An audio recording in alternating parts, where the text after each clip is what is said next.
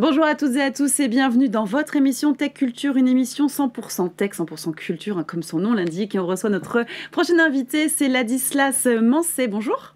Bonjour Fanny. Merci d'être avec nous. Je vous présente brièvement, vous êtes le CEO de Pono Technologies et avec Arthur Bertin, c'est votre cofondateur et CEO, vous avez fait le constat que la place des financements aux entreprises, elle est complexe et artisanale, c'est vous qui le dites, et par conséquent, vous avez lancé Pono Technologies. Alors, qu'est-ce que vous proposez comme solution pour que ce soit moins artisanal et plus innovant ? Alors, Pono, c'est la première solution technologique de gestion des garanties et des covenants du financement qu'on propose à des prêteurs professionnels, des banques, des prêteurs alternatifs, des fonds de dette, pour les aider à mieux gérer ces garanties de façon automatisée et industrielle. D'accord. Alors concrètement, comment ça se passe ? Si je me mets à la place d'un de vos clients, comment ça se déroule ? Avant nous, ces contrats, ce sont des contrats, étaient gérés à la main de façon très artisanale ou alors sous-traités à des cabinets d'avocats.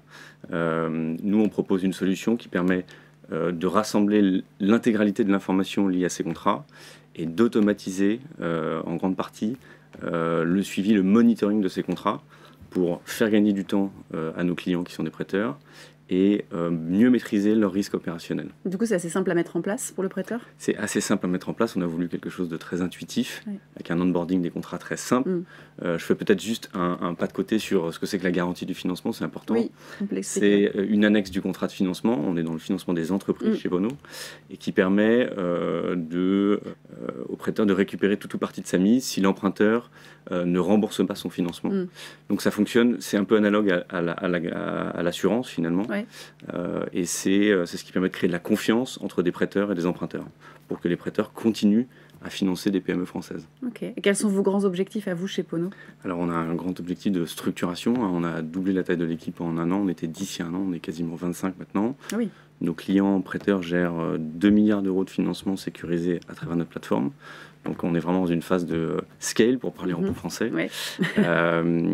Et voilà, l'objectif, c'est vraiment de devenir l'acteur de référence en France et puis assez rapidement en Europe sur ces sujets de suivi des garanties et suivi du risque opérationnel des prêteurs. Oui, c'est ça, parce qu'il n'y a pas que le suivi des garanties de financement, vous proposez autre chose aussi. Oui, on vient de sortir une solution de gestion des covenants. Alors les covenants, petite explication de texte. Je veux bien. C'est les obligations au titre de la documentation de financement qui sont à la charge de l'emprunteur. Typiquement, envoyer un reporting trimestriel au prêteur, envoyer des comptes annuels, envoyer un certain nombre de ratios financiers, envoyer une valorisation annuelle de l'actif en garantie. Et ça, on permet aux prêteurs d'automatiser le suivi de ces covenants et leur monitoring pour éventuellement détecter des comportements chez les emprunteurs ou des difficultés éventuelles pour prendre son téléphone, se parler, parce que ça reste des métiers de personnes, et voir s'il y a des solutions à trouver, plutôt que d'attendre que les emprunteurs soient dos au mur et soient en difficulté pour rembourser un emprunt. Bon, parfait, merci pour ces précisions. On va passer maintenant à la question que vous attendez, c'est la question sans filtre. Alors finalement, pourquoi créer un produit technologique à destination des prêteurs bancaires et obligataires qui semble être une population assez réfractaire à l'innovation ? C'est juste.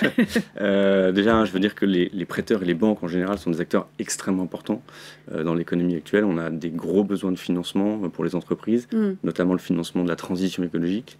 Donc les banques sont très importantes pour cela. C'est des acteurs qui sont sursollicités, on leur demande beaucoup. Et c'est des acteurs qui gèrent un risque croissant. La crise des gilets jaunes, les différentes grèves, les pandémies mondiales, les guerres, qui font peser du risque sur leurs emprunteurs, donc sur les banques elles-mêmes.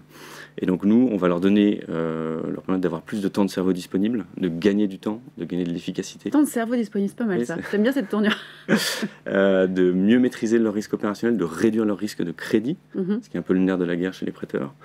Et puis on va leur permettre de passer du temps sur ce qu'ils aiment faire, c'est-à-dire rencontrer des gens, rencontrer des emprunteurs, comprendre leurs besoins et les accompagner sur leurs besoins de développement, que ce soit la construction d'un entrepôt, une chaîne logistique, le financement du stock, le rachat d'un concurrent, le développement à l'international, le développement d'un nouveau produit.